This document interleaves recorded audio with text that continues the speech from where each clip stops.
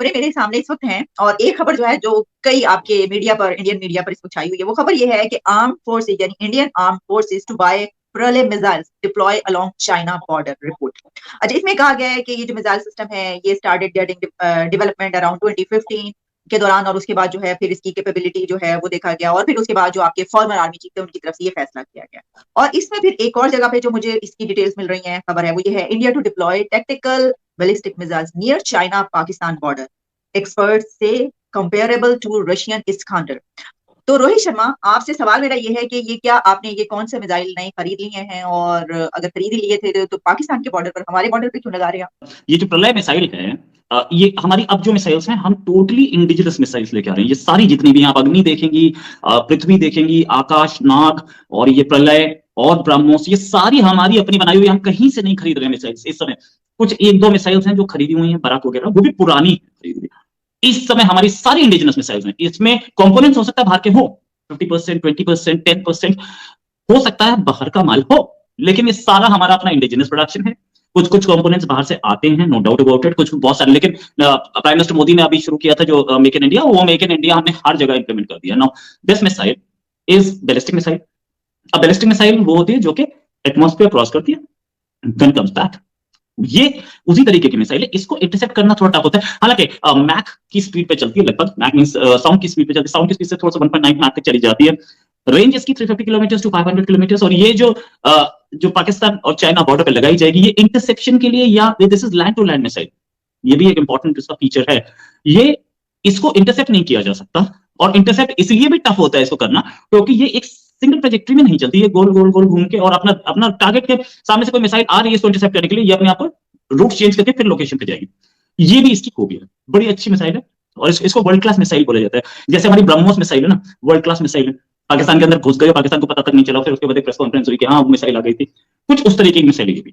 अब जहां तक दूसरी बात, ये प्रलय है, 120 का ऑर्डर दिया इंडियन आर्मी ने। 120 मिसाइल कुछ नहीं होती अगर इस तरीके की मिसाइल पर बात करें तो। वॉर के सिनेरियो में इंडिया की जो इंडिया की जो इंडियन आर्मी की या इंडिया की जो थिंकिंग है वॉर के एंगल पे, ये पहले 10 दिन इंटेंस वॉर होगी। अब इंटेंस वॉर मींस 120 तो एक दिन में यूज हो जाएंगी, 120 एक दिन में यूज हो जाएंगे, that means more are going to be ordered. ये 120 जो है ये कैनिस्टराइज्ड वर्जन्स हैं ऑफ कोर्स। इनको लगाया जा सकता है चाइना बॉर्डर पे with an eye on the infrastructure of China. ये खबरें पब्लिक डोमेन में, मैं कोई सीक्रेट नहीं बता रहा हूं और कोई सीक्रेट मेरे पास होती भी नहीं है, पब्लिक डोमेन में जो है वो बता रहा हूं मैं आपको।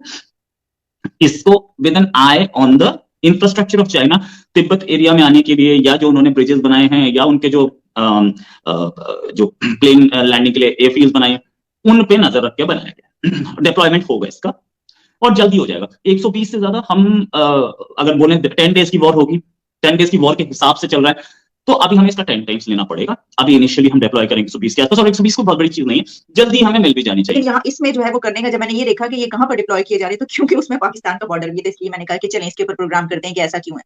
अच्छा, अब आप ये देखिए कि इस वक्त जो पाकिस्तान और भारत के जो रिलेशंस हैं, जो सिचुएशन है, उसमें ऑलरेडी बहुत खराबी की सूरत हाल है। जिस तरह आपको पता ही है कि जो वहां पे कुछ इस तरह की बात की जा रही है कि यहाँ से ड्रोन उड़ के गए हैं और वो इंटरसेप्ट हुए हैं और फिर ये इल्जाम लगाए गए कि जिस तरफ से, फिर इसके अलावा और भी सिलसिला जो चल रहा है, उस दौरान क्या इस तरह का कोई खबर आना और भारत की तरफ से, तो क्या इसको ये समझा जाए कि इंडिया जो है वो कोई ऐसे अजाइम रखता है या कोई जंग की जो है वो सोचा जा रहा है, कोई ऐसी बात है? मैडम, जंग की तैयारी तो हमारी आर्मी हमेशा रखती है, हमारी आर्मी हमेशा तैयार रहती है, और हम लोग भी अपनी डिप्लॉयमेंट, ये बहुत पुरानी सेइंग है आर्मी की है, या वर्ल्ड की आर्मीज की है कि more you sweat in peace the less in breed in war. अब ये सोचने वाली बात है कि इंडियन आर्मी अपनी वॉर के हिसाब से तैयारी रखेगी। ये मनाजिर देख के अब इसमें जाहिर है कि ये चंद रोज़ पहले हमने देखा कि इस्लामाबाद पुलिस के जो लोग हैं वो अपने शहीद को उसको इस तरह से नमाज जनाजा के हमने मनाजिर देखे, और सिविलियंस जो हैं उनको जाहिर है कि अब उनके सिविलियंस को ढूंढते फिरें। आप एक दौर होता था कि कोई जख्मी हो गया, कुछ हो गया, उसके घर चले जाते था, कोई वजीर चला जाएगा, मैंने इलाके का। अब तो वो दौर भी खत्म हो, तो मरते रहे तो मरे, कोई तो क्या।